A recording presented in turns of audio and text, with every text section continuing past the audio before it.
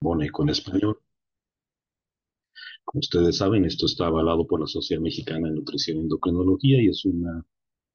concepto original de la Universidad de Nuevo México y existen pues muchas áreas de la medicina que son abarcadas literalmente en todos los continentes en el mundo con diversos programas de eco. Somos el primero en América Latina, después han aparecido uno o dos más, pero el primero en español en América Latina. Y hoy vamos a tener una presentación teórica de Otto Pavel González Guzmán, de osteoporosis y salud ósea, y la presentación de un caso clínico por Dania Quintanilla Flores. Como ustedes saben, en el comité participamos, pues en este esfuerzo participamos el grupo de trabajo de metabolismo mineral y particularmente en la parte de organización de estas sesiones pues estamos Dania Quintanilla, Laura Gómez, Araí Sosa, Víctor Arredondo, se ha incorporado Génesis Eugenio Ponce y yo. Este, esperemos que la mayoría de ustedes hayan entrado al programa que acabamos de pasar el fin de semana, el viernes y sábado pasados del curso virtual 2024 de la Sociedad Mexicana de Nutrición y Endocrinología de Metabolismo Mineral. Y pues ya vamos a cumplir dentro de 1 o 2 meses, ya 2 años de haber empezado con estas actividades mensuales. Empezamos en octubre de 2022.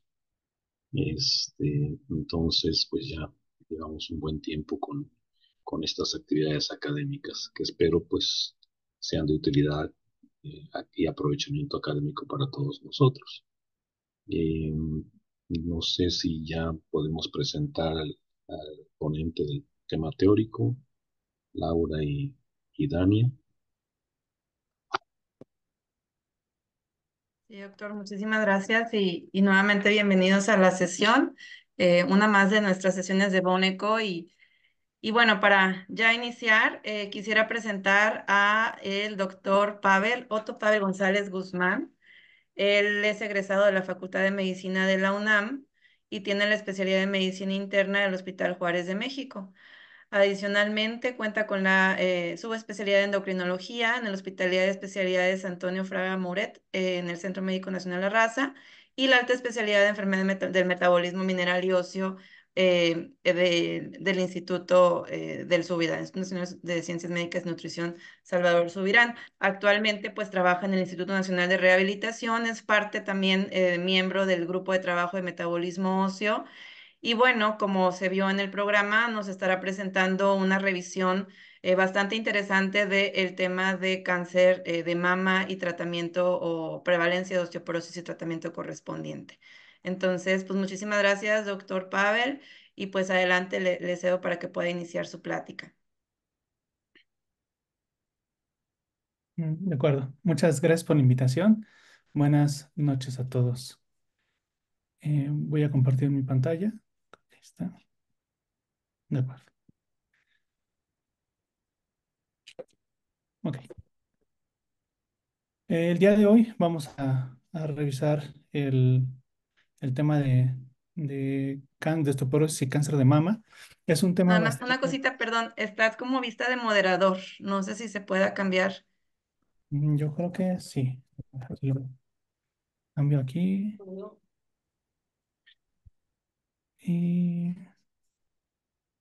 lo vuelvo a compartir. ¿Ya habrá cambiado? Ya. Sí, ya ahorita ya se ve. Gracias. El día de hoy vamos a hablar sobre osteoporosis en cáncer de mama. Es un tema bastante interesante. Vamos a tocar algunos puntos,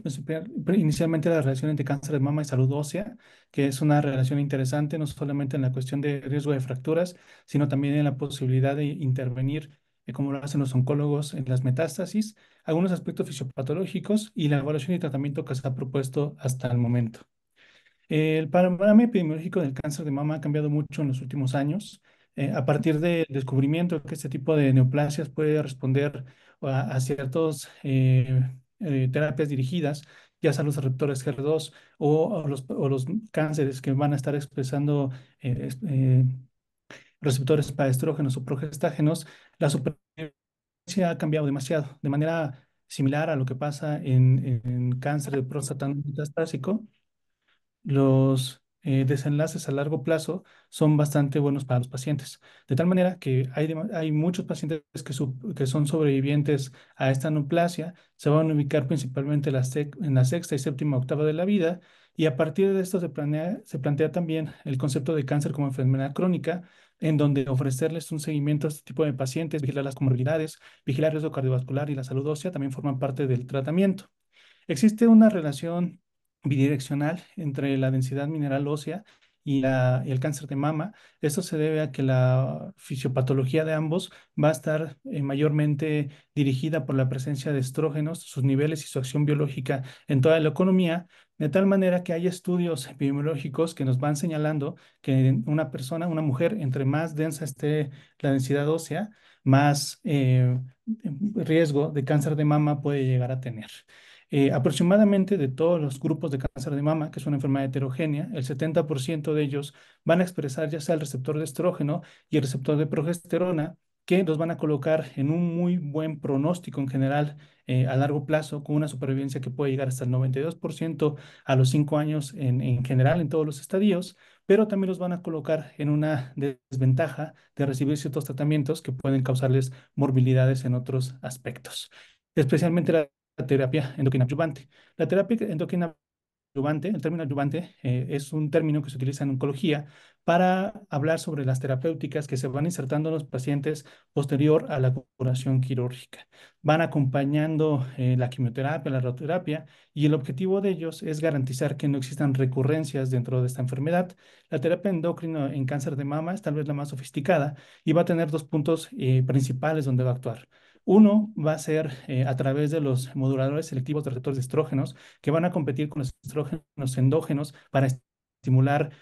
dichos receptores y así inhibir el crecimiento de células cancerígenas que puedan estar como micrometástasis y que a largo plazo puedan darnos focos de recurrencia. Y por otro lado, también la terapia endocrina se va a utilizar inhibiendo la conversión de andrógenos en estrógenos a través de la aromatasa. Estos dos puntos de cuidado son muy importantes. Generalmente los SERM van a estar establecidos más en el periodo premenopáusico de las mujeres, y los inhibidores de la conversión o los inhibidores de la aromatasa van a estar más presentes en los periodos postmenopáusicos y van a presentar,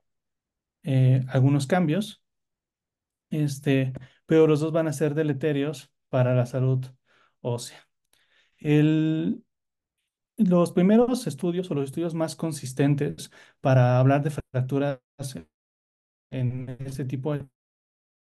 terapias son aquellos que reportan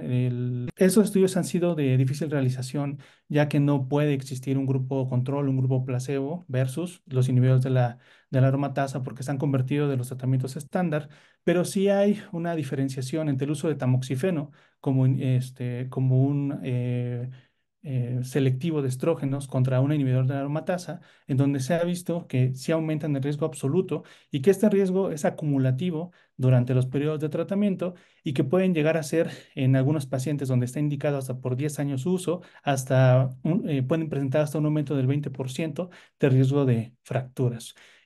Pero desde el primer año van a tener un aumento entre el 2 o 3%, que en otros términos o en otros pacientes con osteoporosis, francamente puede considerarse inaceptable.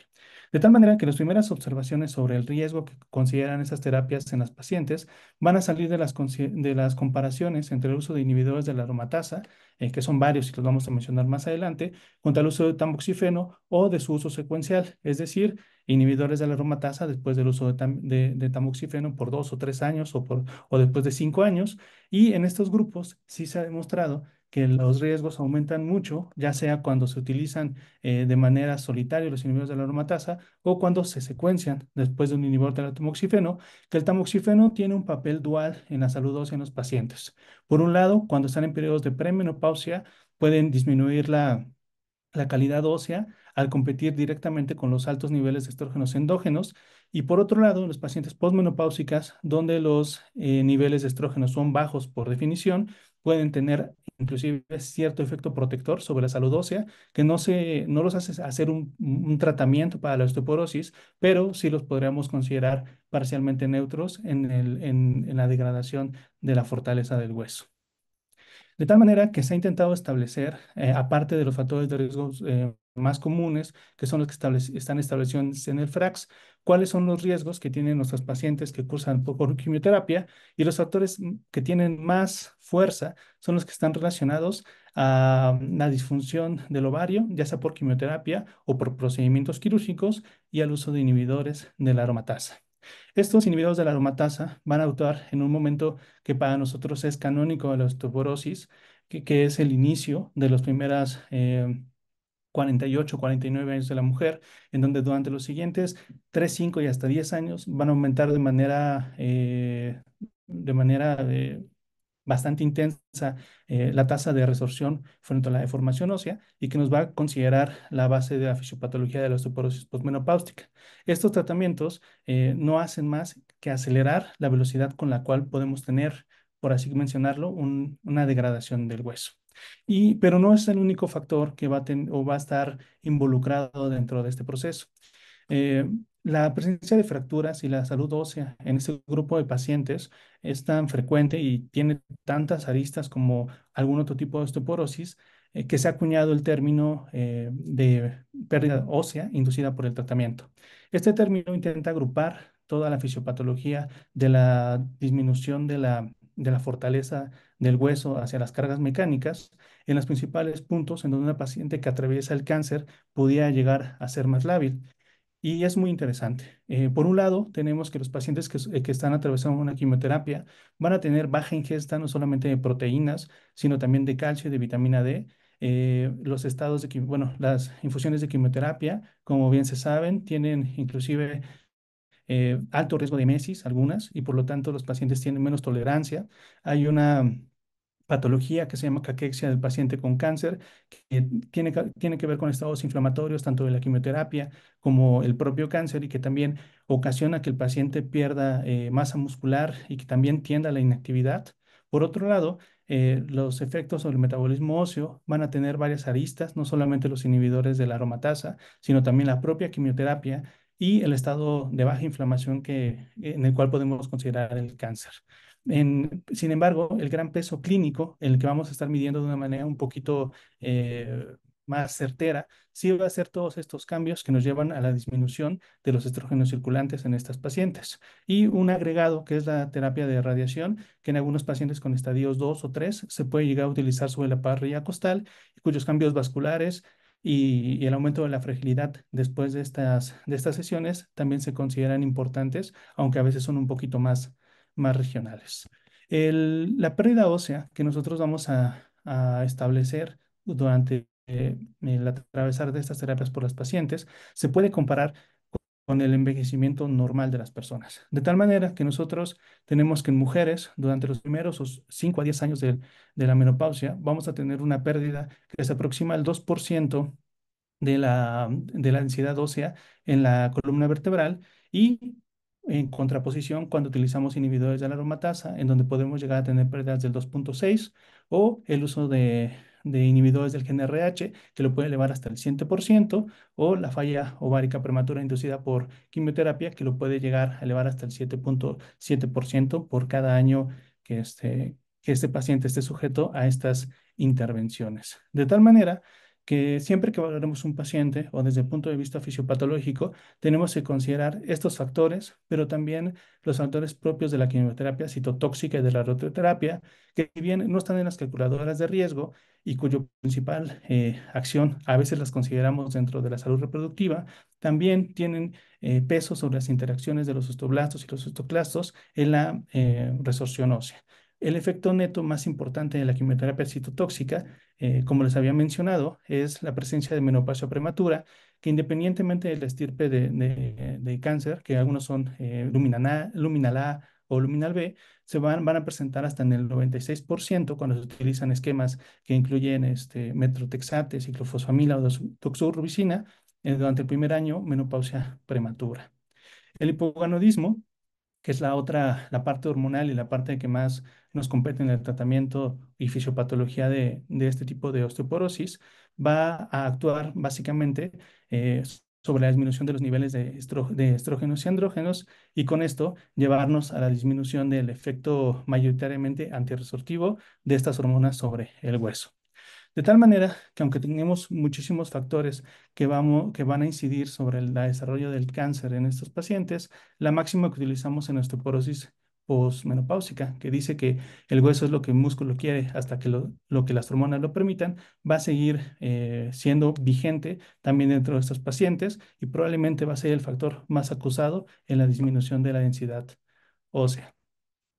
El mecanismo de acción que es más relevante en estos pacientes es esta inhibición de la aromatasa, que no va a permitir que la testosterona se convierta en estradiol. Los inhibidores de la aromatasa se dividen en dos grupos importantes, el hexamestano, que es derivado de esteroides, y el anastrozol y el letrozol, que son no derivados de esteroides, y que cascada bajo la señalización van a tener el efecto de liberación sobre los osteoclastos netos, que aumentan la resorción, y por otro lado, junto al cáncer como enfermedad sistémica, van a aumentar la inflamación del lecho óseo, aumentando la producción de estos factores que dependen del factor kappa de necrosis, de transcripción nuclear, que es la interleucina 1, la interleucina 6 y el TNF-alfa. Y en general, en suma, van a disminuir la formación de hueso versus el aumento de la resorción, que es lo que nos va a dar a largo plazo la mayor propensión a fracturas. Esta fisiopatología ha sido corroborada por estos datos que ya les había mencionado, en donde el principal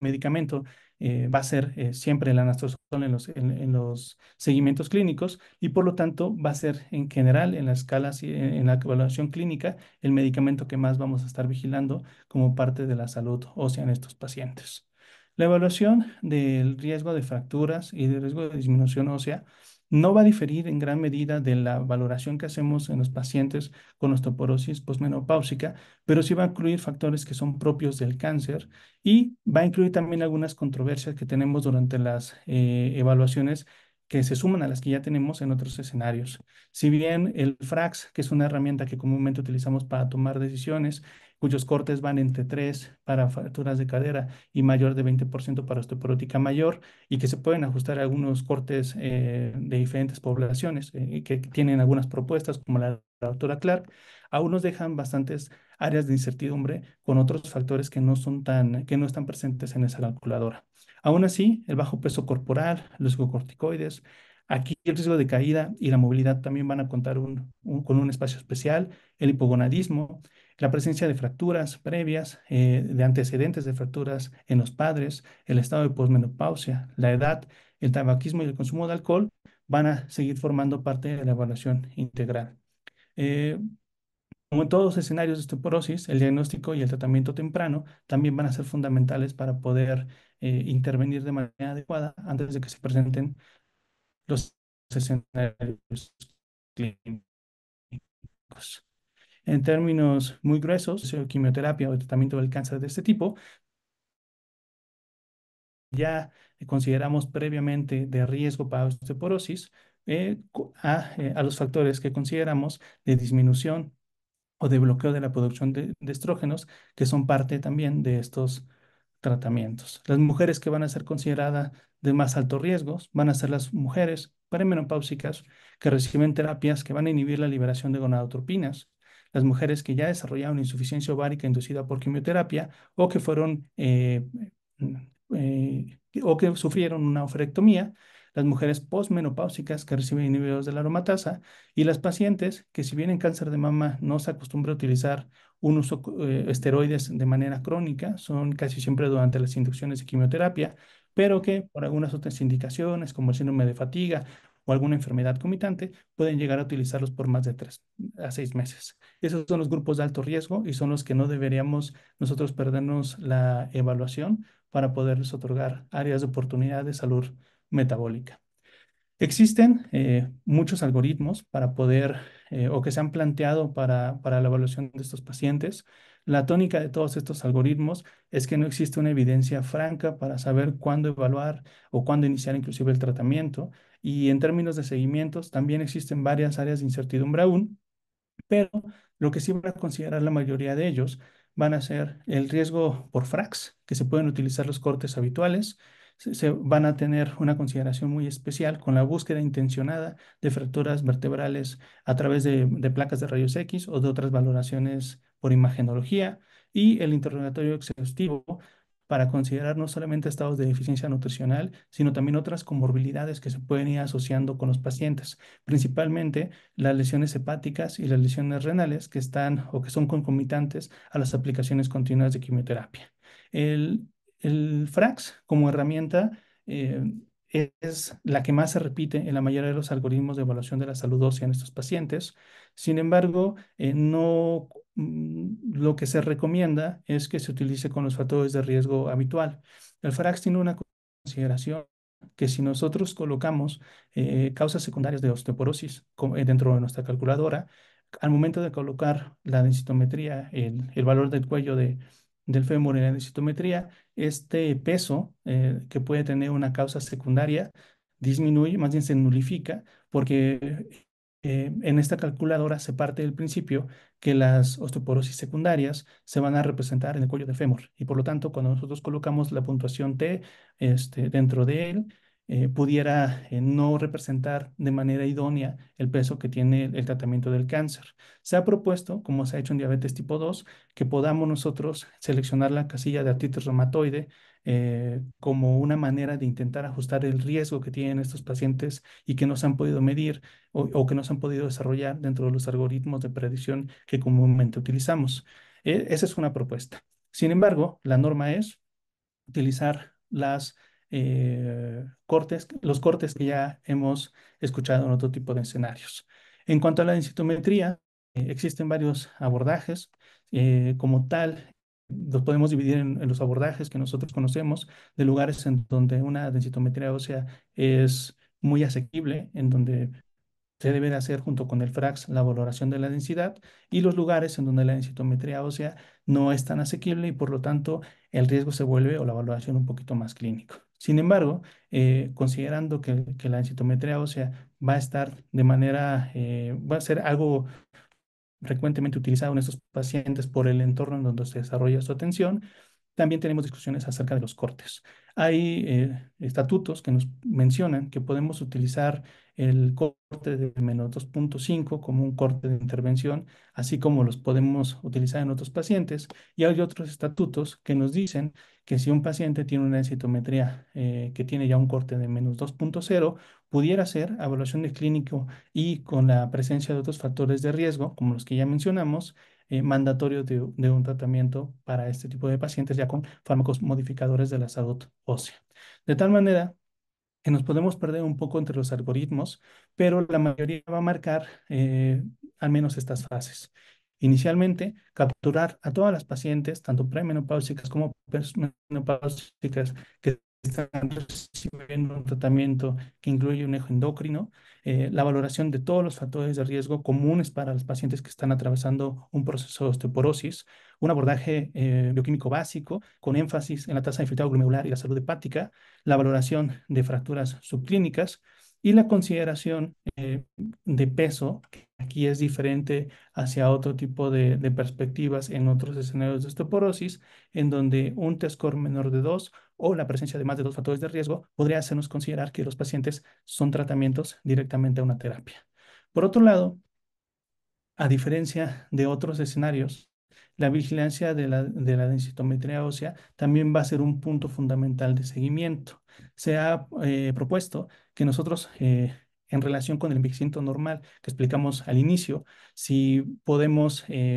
al momento de valorar a un paciente, tener una densitometría basal y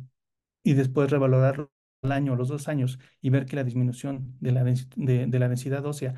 ha superado el 10% si es que la densitometría inicial era normal, o ha superado el 4 o el 5% si es que la densitometría inicial estaba en rangos de osteopenia, también como un punto de tratamiento o como un punto de inicio de tratamiento que nos permite disminuir los efectos, los resultados adversos clínicos en nuestros pacientes. Sin embargo,